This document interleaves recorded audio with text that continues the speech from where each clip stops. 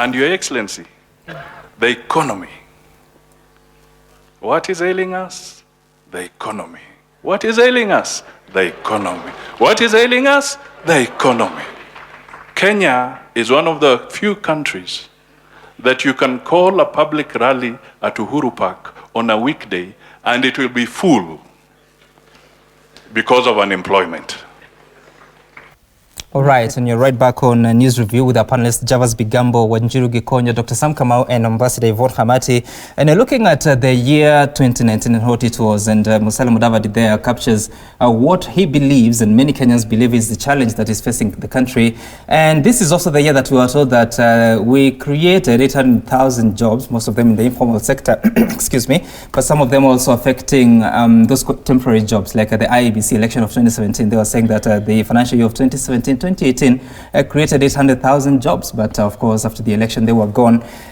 And as we reflect on this, with also looking at the Big Four agenda that essentially is supposed to bring in the question of manufacturing, as we get into 2020, do you think we have finally found the footing that will fix the challenges we find ourselves in economy-wise? Or we are just Sam, maybe you tell us where they went even to. As you're asking that question, you said they were you gone. know the answer.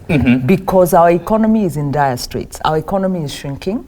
Government revenue is shrinking because the professional, payments by those who are in informal employment are shrinking because jobs are shrinking. Private company investment, what they call the stock capital, is shrinking. The economy actually is shrinking. And this is because of the government has made investments in infrastructure projects based on debt and heavy borrowing, locally and in commercial markets. And the impact of this really has put us in a spiral where we are borrowing to pay our debt and we are squeezing the economy to a close. So investment in agriculture. Agriculture is the largest employer in Kenya. And this sector is getting lower and lower investments year in, year out. Since 2013, investments have been falling. Well, since 2015, investments have been falling. Health sector also decreasing. Recurrent wage bill increasing. So our economy is in a mess. In fact, the main theme of 2019 is the economy. And then the other question associated with that, the economic mismanagement, is corruption or state capture. Where did this money go? Which projects forced government to borrow at very at rates that are really very damaging to the economy. Right. And then the third question associated with this is which institutions have been compromised to enable this to happen? Because our constitution puts safeguards to ensure prudent financial management and political accountability. Right. But institutions have been undermined. So there are a lot of issues, that are ailing this country, but all of them, by the way, are attendant on the economic mismanagement. Others are sideshows, BBI and all are distractions. Yes. But the economy is the main thing. So I agree with that statement. Let me pick it up on that, Dr. Samba. At the end of the day, will BBI fix the economy? Will it fix the economy? Well, I didn't see that one coming. But let me look at it this way. First, of course, we discussed the issue of the economy, and she has actually explained what is the problem and how this has been manifesting. Right. Your question was quite optimistic, by the way, when you asked whether we have finally gotten it right and therefore 2020 would look better. What I would say, and something I've been saying consistently, now that we understand where we are, I think it's clear to everybody there are issues. And if you listen to the president's speech, he was, somehow acknowledging and alluding and saying what we've tried to do. I think what we need, I would say, is a national economic recovery or renewal strategy. After acknowledging that we're in a tight corner and things have not been working well, and for some reason, by the way, the economic indicators have been told the economy is growing, but it's not translating into money in people's pockets and food on people's I was actually coming to that. The World Bank says the Kenya's economy's outlook remains stable, but vitu kwa ground, as they would say. Different. So that's the point I was making in terms of then, as a country, where do we need to go? To respond maybe specifically to some of the issues she raised. we understand what debt has done to us in terms of the pressure it has placed on our revenues, that the fact that we are spending a lot of money trying to repay, this debt. I think part of it will be around management of that debt. If it requires restructuring, because it is an obligation we have made, restructure these debts to be able to, to make sure that the repayment does not compromise service delivery. But then it's also looking at some other issues. I know we've been talking about austerity measures for a while, but it looks like it's just nice language. But in terms of implementing what this really means, it hasn't happened because the Auditor General's report mostly focuses partly on corruption, but much of it you see is a lot of wastefulness, both at the national level and the county level. So I guess the other thing that we have to focus on is this thing we've been talking about, the fight against corruption. Right. It has to be serious. It has to be sustained. It has to continue. And just you don't think it has been serious in 2019? No, we've made some progress, but what I'm saying is this has to be consistent, because one of the things we've always seen as a country is that we have, episodes where you say we are doing this and there is silence, then another episode comes in. But during the break we're discussing with them, we're talking about, for example, the Auditor General's report. It raises specific issues, identifies gaps, things that basically need to be fixed, and nothing much happens. Now, Parliament has, put in some measures to ensure that this report counts, and this is part of what we want to see. Renewed and, efforts to deal with corruption, to help us actually deal with the wastage. The other thing is the government has to prioritize in terms of, we went for mega projects and so many things at the same time. Perhaps also for the president's remaining, I would say 2 years, we would have to focus both the ministries, the departments, the state corporations, which specific areas and projects do we need to do. Finally, and I think this is important, the areas that have been identified that would help, drive growth around manufacturing, around agriculture, around availing, SMEs.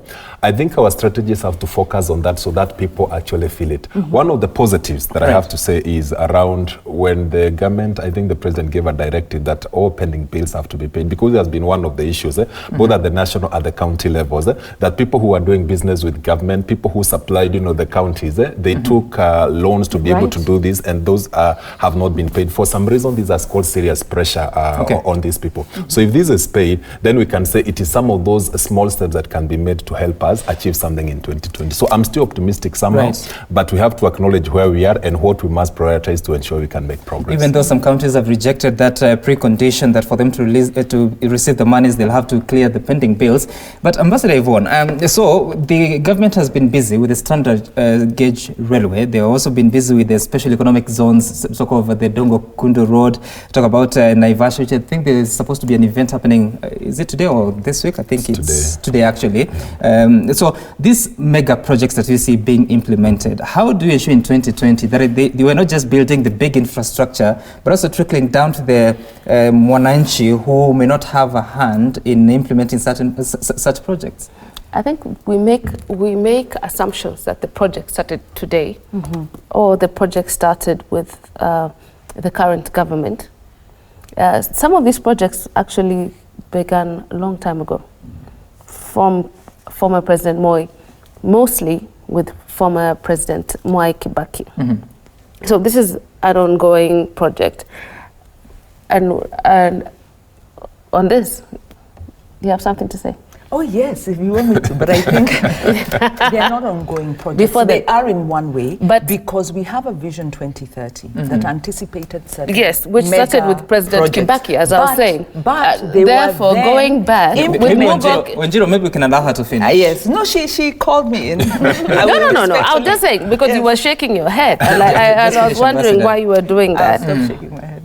Thank you. No, I'm saying it as a Kibaki list, but. That notwithstanding, is that some of these projects, Vision 2030, for example, with Mugo Kibaki having headed it when he was at the helm, started, a long time ago. Okay. So this is the time we're doing the implementation. And as we do the implementation, it's painful. It's hard for all of us, believe me. And it takes a toll on the citizens. Right. And so therefore, getting into 2020, how do you make sure that despite the implementation of the big projects, they are hurting the country, obviously, but how do you ensure that it's to the advantage of the Mwananchi who does not have access to those big projects? And, I'll put it two ways, and in a way I agree these projects were in the Vision 2030, they were conceptualized way before, so they were planned. But they've been implemented under this administration, and the terms of implementation, especially like SGR, we saw even the costing of SGR escalate as they were, as it was even being procured. So the corruption that came in under this administration, much as the initial contract was under the Kibaki. But I want to say two things. Apart from irresponsible borrowing, because the borrowing, for instance, SGR, if we take that as an example, was done on concessional terms with a very short repayment period, so very high interest rate to be paid back before the SGR could begin to make money. So one, the model of financing was wrong. Debt is not bad. No country can grow without borrowing. Right. But you must borrow in a prudent way. So you will find countries like the Far East, because usually, even the president has said this, that there are countries, you look at Japan, you look at the US, their borrowing to revenue ratio, or their borrowing to GDP ratio is much higher than Kenya's. And this is what National Assembly was using as a rationale for raising the debt ceiling. Yes. But when they borrow, that money is invested in very long-term instruments, so that you pay them back slowly at a lower level of interest. Then the second thing, mega projects. Mega projects in themselves, and you use the word trickle down. The thinking is, we're going to put money in this mega project. Once we build it, the benefits will trickle down. That economic philosophy does not hold. So there's corruption on one hand, bad debt, financial management decisions, which is, for me, I think these are economic crimes against the people of Kenya because of these bad instruments.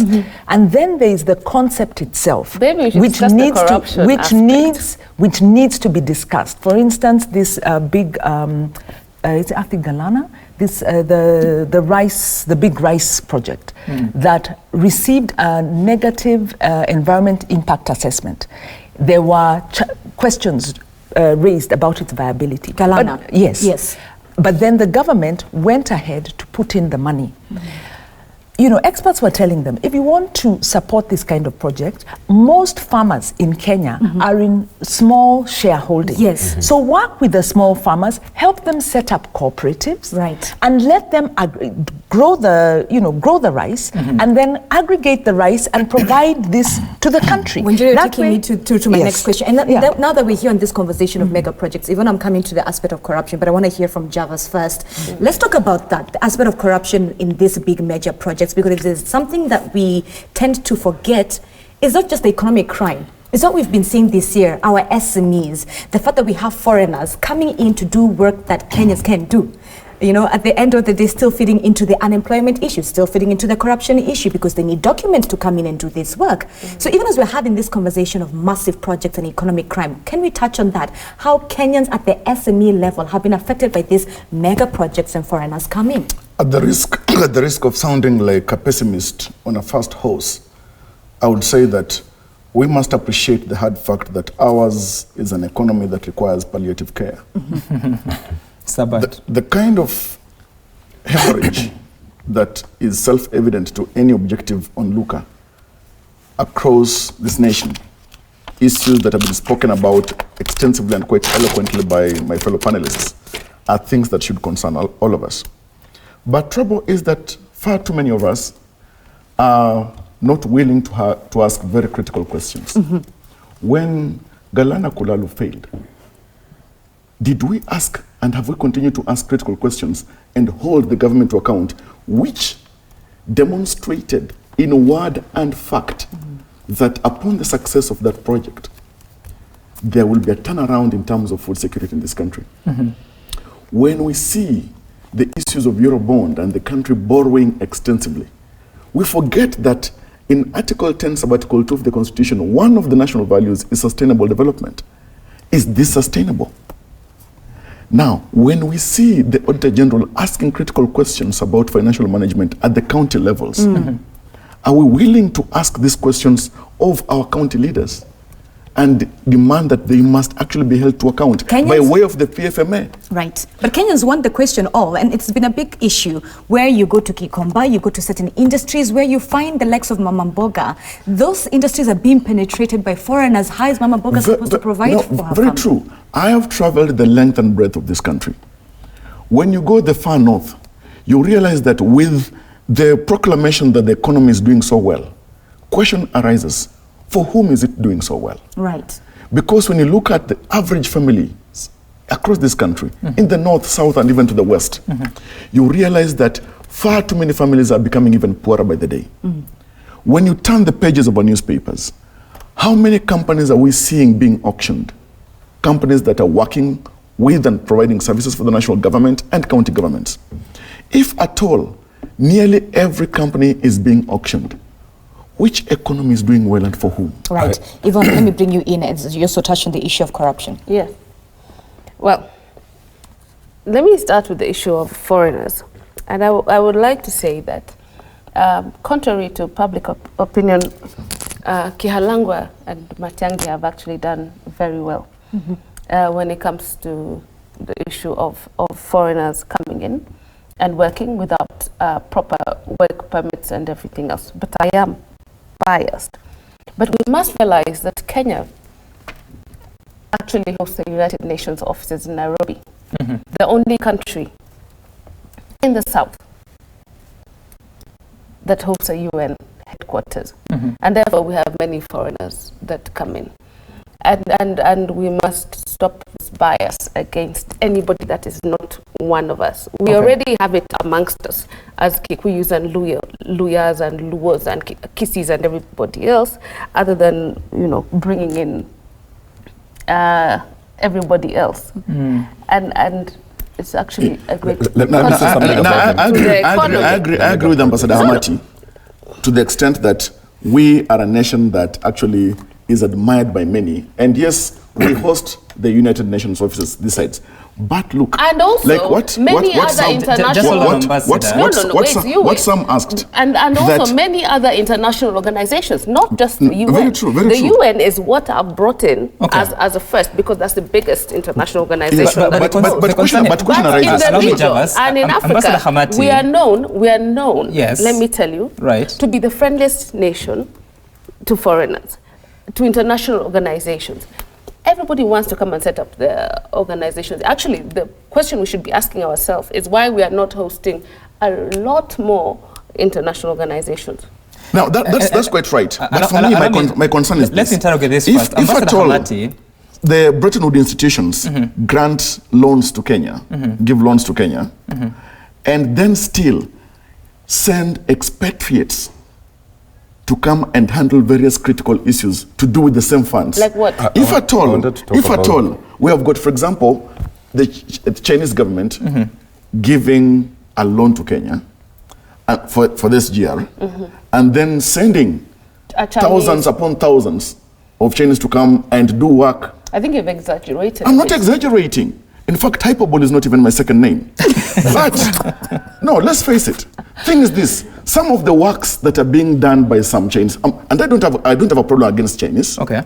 But we agree that some of these things can be done by Kenyans, and that's why I allowed even C.S. Matiang'i by saying that some things that are being done by certain individuals should and can be done by Kenyans. So, Yvonne, how do you answer to that? The fact that he has a point saying that Kenyans can do these jobs, and here we are discussing unemployment. No, wait. I think we actually... Can I jump in? Agree. One minute. Because I agree with... Yes, that Matiang'i and Kihalangwa have done a very good job in ensuring that those that don't need to be here are not here. So let's shed a light on this? Let me rephrase it. As we argue about whether so-and-so is right or wrong, the fact of the matter is there's certain jobs that traditionally were being done by the common mwananchi. If it's going to sell small wares that were done by the common mwananchi. What's wrong with our policies? Are we protecting ourselves and that's what enough? I want to talk about. And you know, Sam, thank you so much. And you brought in the policy question. Kenya, the Ministry for Trade developed a trade policy in 2016 this policy was never formally adopted.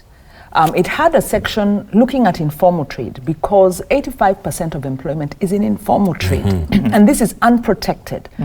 Informal traders then trade at the counties. So not only do you need a national policy, you then need county level policies, and you need an intergovernmental framework. Right. Matiang'i cannot enforce what he's saying, that these foreigners have gone to work at the local level. That is done by the inspectorate of the county.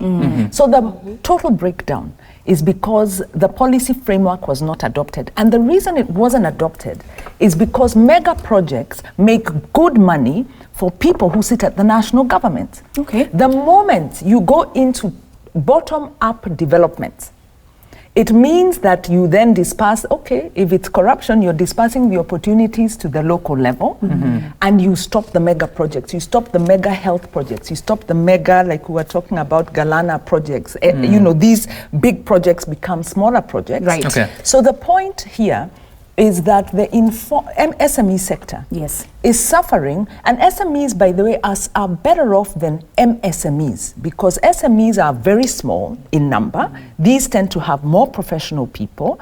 They have more protection by this government because, you know, they're able to employ up to 40, 50 people and contribute more to the GDP. The majority are in the MSME. Right. Fewer than 10 in terms of how many they employ, you know, as little as 1 or 2 or 3, usually they are relatives, working under very, not formally recognized by government, yet they are taxed, subject to evictions and, you know, working really under the challenges that inhumane conditions, and we ignore these. So the point is that government, and this is why I said the big issue you have to look at is where is the money going? Because it's about the interest. And that's why the informal trader, the majority of Kenyans in employment are not of interest to the political elite, to the ruling party. Unfortunately. We need to take a break, but I really need to let Dr. Kamau put in his word. Actually, I wanted to pick up from what she said. It is the mega projects are okay, is the structuring of these mega projects, because initially they were skewed to benefit and favor the Chinese and the people who are implementing them. One of the things, and I think these are some of the changes in terms of policy and what he mentioned is, for example, it would be that when they're implementing these things, including supply, you know, what we talk about local content, in terms of whether it is things that can be supplied locally, whether it's steel, whether it is cement and all these other things. It so happened that once the loan is given by the Chinese, they are implementing everything, all the major contracts are going to them. There was a recent change that was done to ensure that there is more and more of the local contractors getting at least an opportunity to supply some of this. But you know what the Chinese did? They started defining, for example, if it's cement, it has to be this particular quality and all that, which basically essentially locked out again these local suppliers. But there has been, and this is what I'm saying in terms of what she's saying, the changes to ensure that we can actually focus on this and provide and create opportunities, even within the mega projects, are local people benefiting. I saw in my, you know, my village where I come from, there's a huge road that is being implemented by the Chinese. It is okay, it's a brilliant road, it's the first time it's being done since independence, but are there opportunities for local people so that there are opportunities in terms of employment, in terms of what young people can do, but also in terms of what SMEs and what they can supply? I think it's part of what we need to look at. And finally, and for me, this is really important, again, related to what she is saying.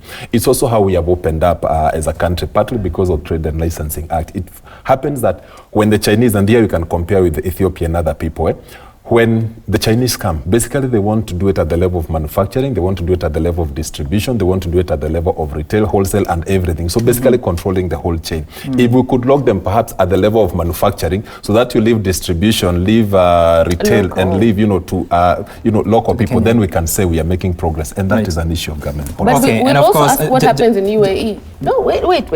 Let's also ask ourselves what happens to Kenyans in the Middle East, where, you know, Kenyans in terms of their protection Africans and security are majority when it comes to workers in the hospitality industry and so on and so forth. I mean, these are questions we must ask ourselves. Now, the issue is have laws to protect ourselves, ensure, of course, that when it comes to certain jobs, Kenyans are given priority.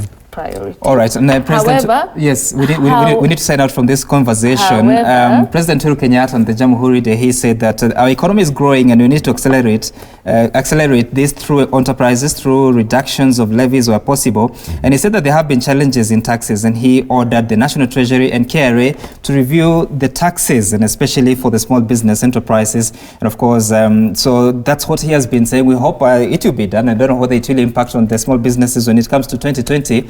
We continue the conversation. Up next, we talk about the terrorism in 2019, look at some of the attacks that have been, and whether the efforts that we have made, including the opening of the barracks in Garissa, will be impactful in as far as controlling or mitigating those chances of attacks, and also the effects will be successful come next year. Back in a moment, you can text us your views on 22422 or tweet us at Citizen TV Kenya. The hashtag is Daybreak.